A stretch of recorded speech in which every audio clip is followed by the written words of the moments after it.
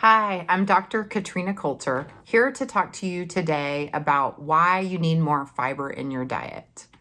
So you may hear about fiber and not really understand what the big deal is, or maybe you hear about it and you think, I have normal bowel movements, I don't need to increase my fiber intake. Chances are you are actually not getting enough fiber. So fiber is the part of plants that is not digestible. And we can break that into two types of fiber. So there's soluble fiber, which is fiber that when you add water to it becomes like a gel. And this actually slows down digestion. And then there's insoluble fiber. And that's the fiber that pretty much goes through the digestive tract in the same form that it was. And that one speeds up digestion. And both are really important. So it is recommended that we get 25 to 30 grams of fiber per day, and most people are getting 10 to 15.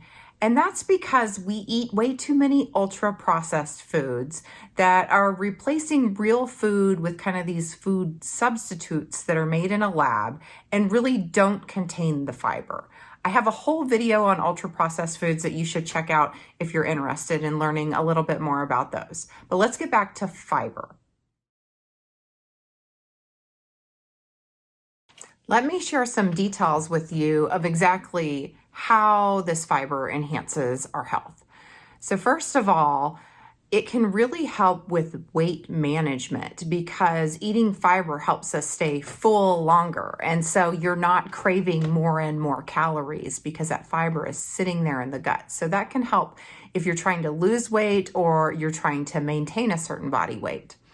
It can also help prevent coronary artery disease because it'll lower cholesterol. That fiber sitting in the colon will bind to cholesterol and then eliminate it from your body. And so you're not absorbing it and then circulating it around and it's sticking on your blood vessels. If you have diabetes or are pre-diabetic, it can actually help regulate blood sugar by slowing down that sugar absorption in the colon. And so you're at more of a steady state. The one we all know about and think about with fiber is constipation, and it definitely can prevent constipation by helping things move through a little bit more quickly. But it can also help prevent another common disease that I treat called diverticulitis. And often the patients that have that are not getting enough fiber in their diet.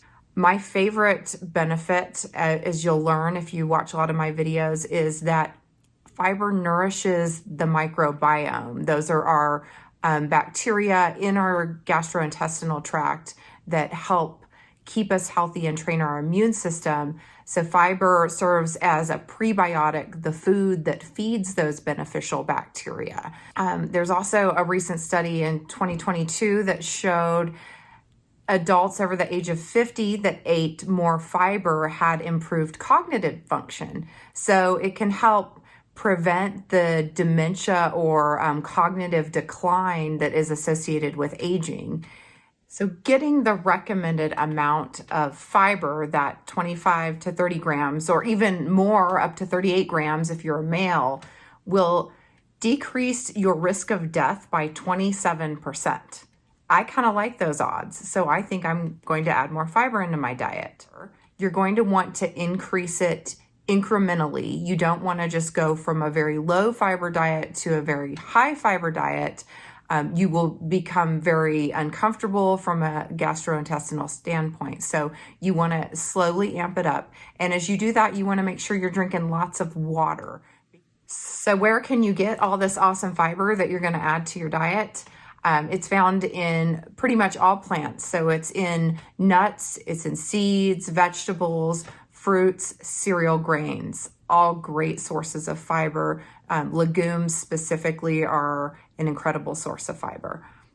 I do recommend that you get your fiber from whole foods, but there are supplements available as well that can be helpful, especially for people with very specific dietary restrictions.